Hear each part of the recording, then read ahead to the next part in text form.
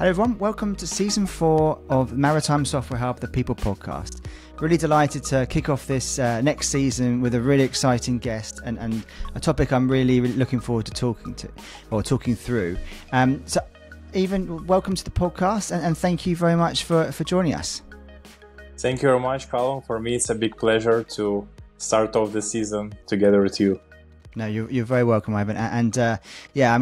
CEO of ShipXData, I've had a good look through your background and really interested to hear more about your solution and where the business is going and obviously kind of key milestones so far. So what we're going to do today is we're mainly going to talk about kind of talking through some of the startup challenges kind of founders and kind of CEOs and co-founders faced often.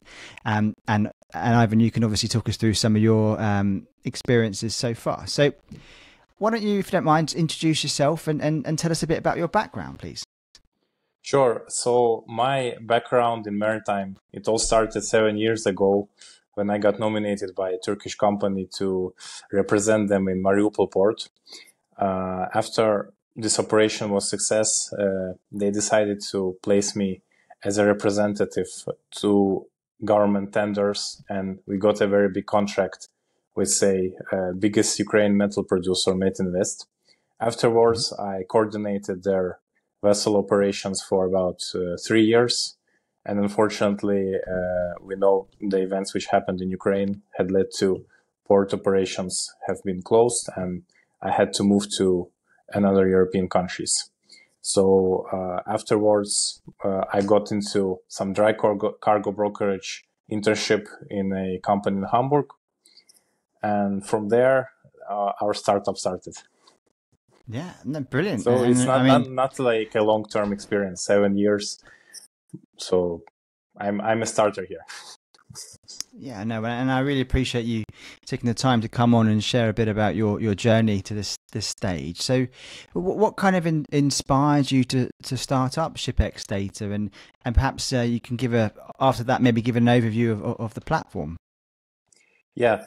So when I was in Ukraine, I was mainly on the contracting side. So I wasn't inside the broker's land, how you can say this, right? So I didn't know the problems, the lost opportunities which are there. First time it hit me in Ukraine when we couldn't actually nominate the vessel this fast. There could be cargo waiting for 2 to 3 weeks, and we couldn't find a suitable vessel. And I couldn't really believe it that this could be happening for this long.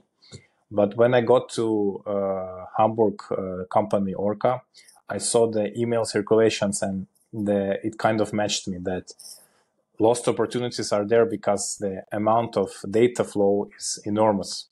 And of course, people have emotions. They don't see all the opportunities. Plus, the market is very traditional, which means you don't actually see all the vessels available at the spot.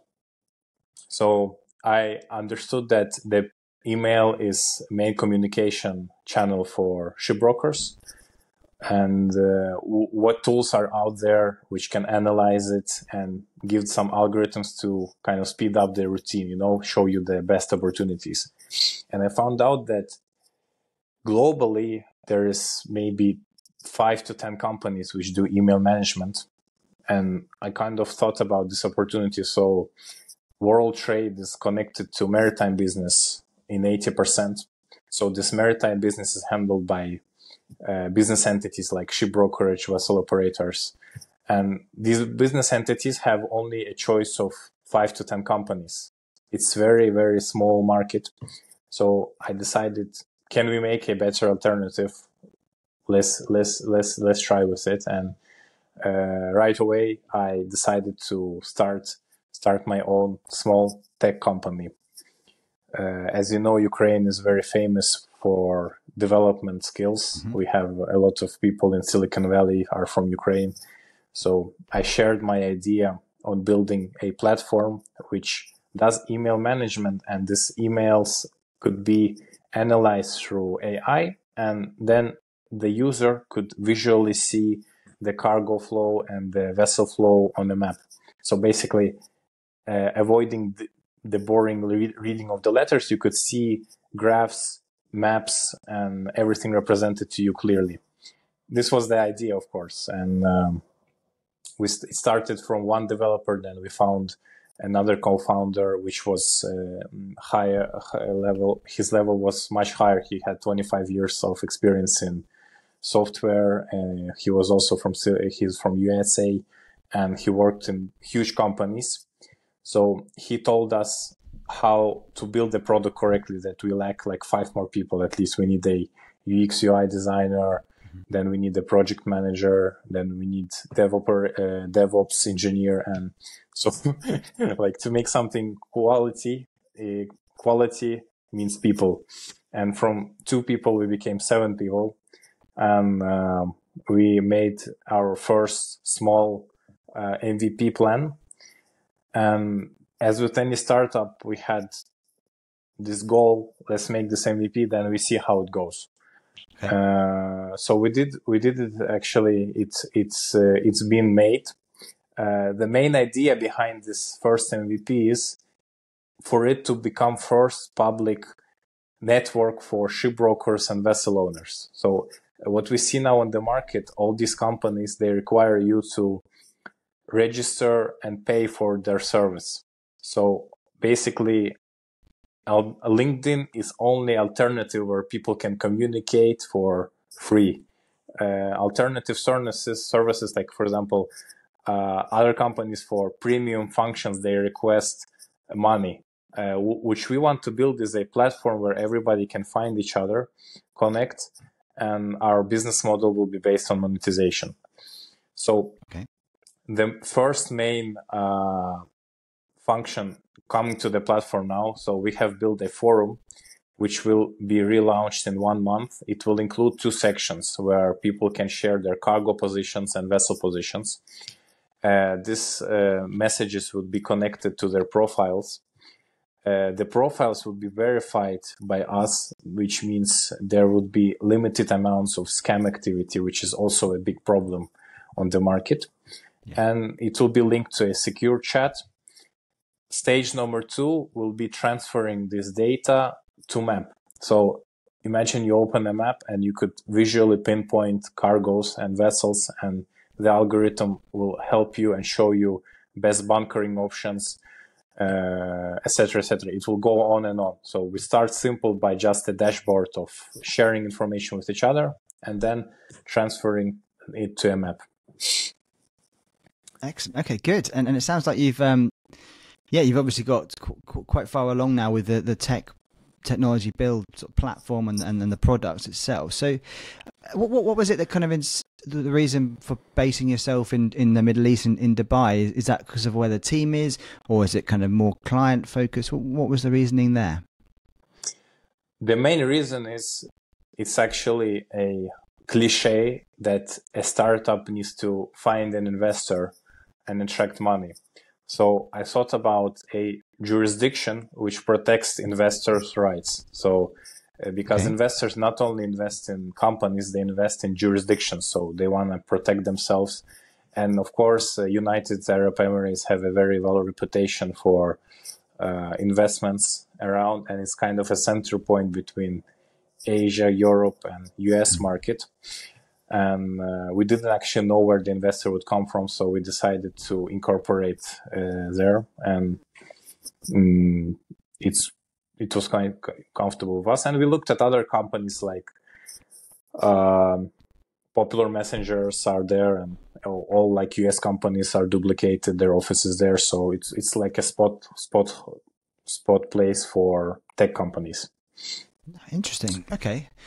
Good. And do you see yourself? Also, one of the reasons is that we see that a lot of startups are in Europe, like in maritime business, and in Middle East, there's a lack of them. But we could see that Middle East is really trying to go inside this area. So we thought about why not to give them our company name and position ourselves them, so at least they could value having us at their place. Yeah, in their country. We're also seeing a number of, over the last probably 5+10 years, even a big growth in the Middle East, Dubai and Abu Dhabi in particular. Not just maritime tech, but also the commercial shipping space. Lots of kind of, I guess, LNG and gas sort of players over in that area, which attracts ship brokers and other sort of industry companies. So that makes sense. Okay, good. And do you see yourself kind of scaling a team from around that region, or would you maybe look at hiring in the US or Europe or other regions? So actually, we don't have any specific requirements for somebody to be from somewhere. For example, we can hire people from anywhere in the world and register them in our company in the Middle East, which is also good. In some cases, in some European countries, you have to first publish the work requirement in the regional country, and then if you don't find the engineer there, then you have to then request him from outside. So, of course, in terms of development, Dubai, Middle East countries are very good. Emirates. Yeah. Okay, and can we just circle back? You mentioned that you were obviously presenting and preparing your MVP. Can you just for people that may not know what that refers to, what that means, can you just explain a little bit about that? Yeah. So MVP is the minimum valuable product, which shows the minimum functions for the user and for the investor to see that something is working. It's not just words on the paper. And we have launched our MVP. First version of ShipXData was launched during the summer in June, but there was a mistake made that it was connected to a search panel, and to go inside you have to register, and search panel is empty because the vessels, it's not client full with clients now. So we thought we have to rebuild it. We have to make some part of it open. Then like the LinkedIn model, then you see the message, a cargo, you can track it down. And then if you want to interact, you have to register. So that's why we are rebuilding it down a little bit. But as I said, startup is like a bicycle that's riding, and you have to, at the same time, you're in the race. You have to find money, equipment, and you're always repairing stuff on the way. Yeah, I mean, I like your website. I mean, you've got the whole kind of treasure hunt theme and your time scale. So it looks like you've had two funding rounds so far. Is that right? Kind of the seed funding I noticed. So what was it? Maybe just for other people, kind of entering into that phase as well. What was that process like? Kind of obtaining the initial funding and then perhaps the most recent ones as well. Yeah, so actually main funds right now, as everybody knows, that startup starts from money from the team members, founders and family members of the founders. So this first amount was collected from internal circle. Yeah. And actually, at some point, we are still now actually thinking, should we continue to attract investment, or should we go slowly, but with our internal circle? Because as we started this fundraising journey, I hit to a lot of problems in terms of time. So fundraising requires a lot of time, a lot of resources. And at some point, instead of building the product, you're trying to convince other people that you're building a good product. It's like, when you're running for a campaign, you're not focusing on making good things. You're focusing on making people believe, and it's a two-way hunt. So at one point you get the equity from some venture fund, and then your business could scale up fast. But from the other side, as soon as you get that money, you aren't the only decision maker, and the philosophy of the company can be changed with every new investor.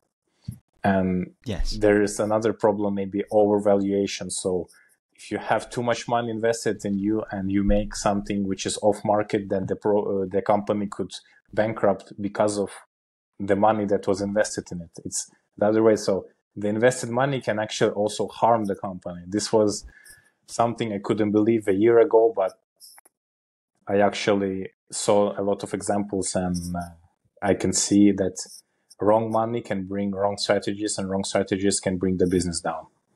Yeah. And I think definitely the last year or two, one of the biggest motivators for people to change roles, like it maybe not necessarily in a senior function, but in mid to senior levels of sales and product management, is because of a new ownership structure or new investment, and it's kind of suddenly changed the culture of the company or the KPIs, that type of thing. So I really agree. To get that right type of investment and right type of investor kind of locked in makes a lot of sense. Okay, so I mean, you've kind of answered a number of my questions in there already, but I mean, if you can talk us through perhaps some of the early phase sort of challenges that you saw when you started up the business and you started to scale.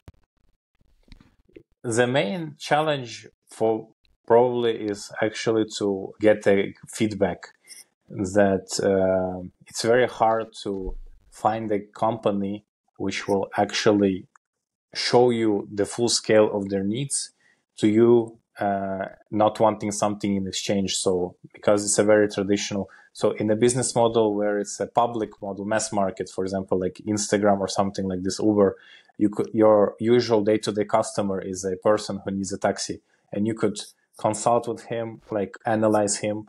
In our case, it's a vessel owner or a shipbroker. So it's very rare people, in this world. And these people are highly secretive, not approachable, like for specific reasons. So maybe that's the reason why there is only 5 to 10 companies managing their business. So this was one of the main challenges. And maybe second one was that it's a traditional business that when you come with something new, with some new technology to an established community, so of course it brings people this scare emotion. So they're scared of the change. So how will this affect me? Will I be replaced? Especially AI, it's scaring people off with its possibilities, and especially maritime world doesn't understand who could it be replaced or where does the data go. So because of these key things, we really didn't get that feedback, and we have been building something, then we built something, we got that feedback, then we had to rebuild it, and this all of course takes time. As my developers tell me that rebuilding takes more time than building something from scratch. So from the beginning, you have to have a very clear path of where you're going to, because changing that in the middle is almost like impossible, not only from the development part, but from emotional part also. Yeah. So for us, this was the main challenges we've been building it for a year or something, and it's been constantly changing because we were getting the feedbacks from there and there. And I think that companies which have long-term maritime experience previously, which have their inside trading companies that have data amounts, they have this sorted out much more quicker than we did. And who within your team is the ones that are approaching the ship owners to try and build that initial relationship and inform them about your solution? I mean, if you haven't already hired a sales team, is it yourself? Is it the founding team, or is it the product team? Who generally is having that interaction with the potential clients? The only one, it's me, because I'm the only bridge connecting us to maritime world, as the problem came from me, like that I stated it. And our team is mostly developers. So we are 3 founders, me, Alexander Podgorny, Alexey Tkachenko is my 2 co-founders. Both of them are developers. And the other team members are just hired people for our small budget. So they're also doing helping us develop this thing, and I'm the only one who's doing the business connection process, and I'm bringing in sometimes people to show what we have done and for them to hear the feedback. But yeah, I'm the only one who has some slight connection to the maritime world. Yeah, and that's a very common path that the founders or early kind of executive take in the maritime software space. There's a couple of people that are subject matter experts, and then the rest they then need to build the tech. And all of a sudden, it's like, okay, well, they're the ones that have to go out, go to market and things. And that's usually where we step in as a recruitment agency and help them with those go-to-market hires, whether it's either a product manager or a salesperson or even marketing. So, yeah, that sounds very common. And I guess at some point you'll be like, I need some help.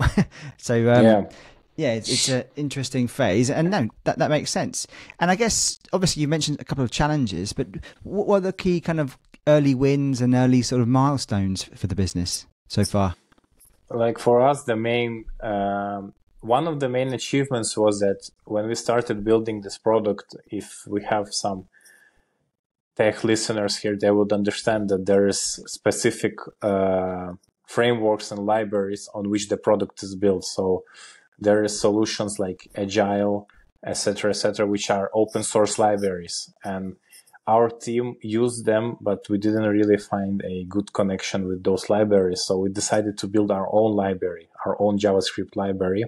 Okay. And ShipXData is fully developed on our handmade library. So this is what actually was something what we were proud about. That means if ShipXData goes good or doesn't go good, we have a groundwork programming language to build new products on it. So, and we made this library also open source. So maybe it will become a library for maritime products. Who knows?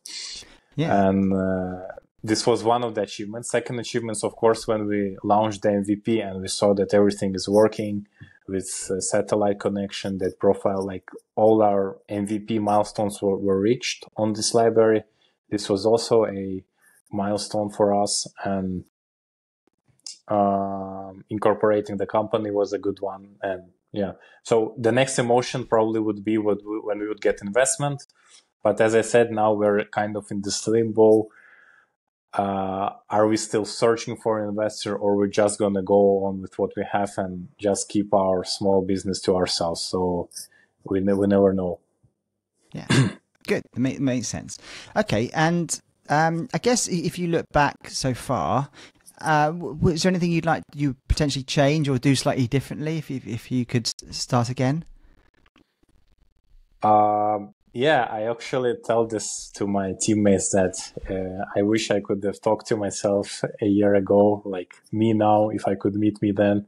Of course, we made a lot of mistakes when we were developing it, but by making mistakes, we know how to avoid them. And what would I do differently? Most 90% of the mistakes, of course, could be avoided.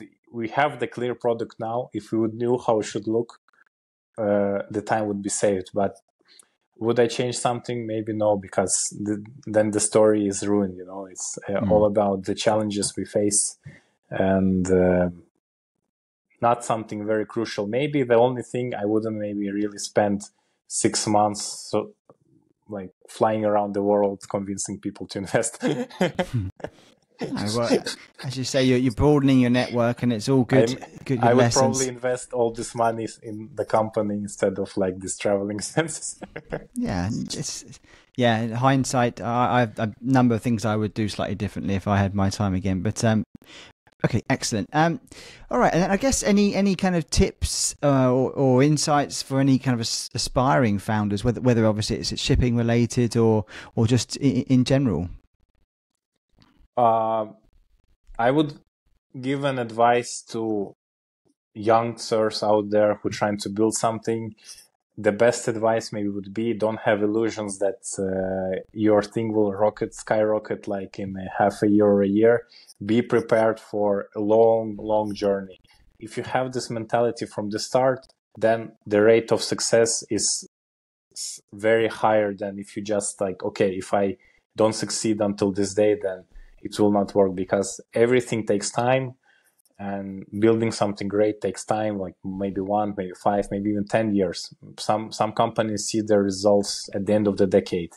So if you're ready for a lot of regrets, a lot of denies from other people, like then start the journey and For the people in senior positions in big shipping companies, I would say if somebody is knocking on your door from the lower levels, always try to hear them out and give them some advice, because sometimes this small advice could be a game changer for a small company. For me, there was two people in Dubai who really invited me to their office, and just from a WhatsApp message, I messaged them and they confirmed me. I'm very grateful to them.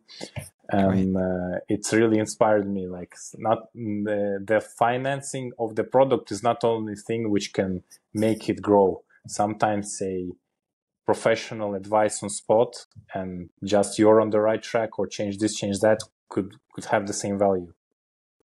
Yeah, no, that's really good insights, and thank you for sharing, about your journey so far and the business, and we're really excited to watch you guys grow, and we're here to help wherever we can, and I guess no, my pleasure, and I guess from a bit more about yourself, I always like to ask people a little bit about what they do in their kind of private life outside of work. So what sort of things do you tend to get up to when you're not focusing on ShipXData?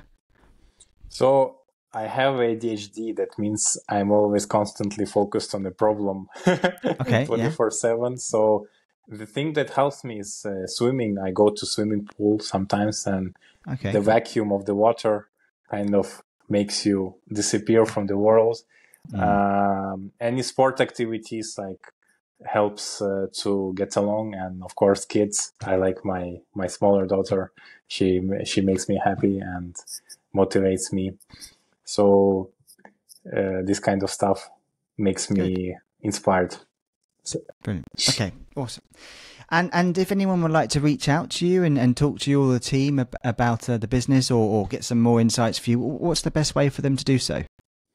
So I always respond to messages in LinkedIn, and in our website, which is on LinkedIn, it's also connected to a commercial email. Down, if you scroll down, it's also very active. So we never ghost somebody. If somebody tries to reach out to us, we're an open company. And as a side business now, because we don't see a revenue coming right away in like near 2-3 months. So to build something good, it will require time.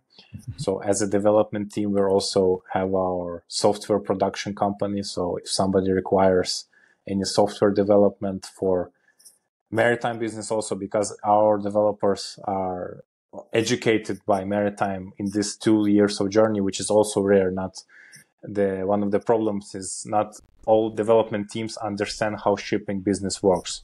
Yeah. So you could reach out for us for any of the following inquiries. No, really interesting, and that's something I hadn't thought of, but we can keep that in. And the website is shipxdata.com. Is that right? Yeah, that's our investment website now, and soon there will be this JavaScript library website which shows the open source library we have built, and that second website, it will be proprietary.com. It will be focused on software development for maritime businesses. Great. All right. Well, thank you so much for your time, Ivan. We really appreciate you sharing, as I said, your story and where you are and challenges you face. So thank you so much for everyone for listening and tuning into the podcast. Really appreciate your support over the last couple of years. Thanks, Ivan. Take care and speak again soon. Thank you very much. And I want to thank you personally for moving this podcast, because the topics you bring up are very important, and this maritime sphere, to digitalize it, really needs to connect to people and discuss these topics. So people like you are really moving this industry towards the changes. Thank you. No, I really appreciate that. Thank you. Cool. All right. Take care.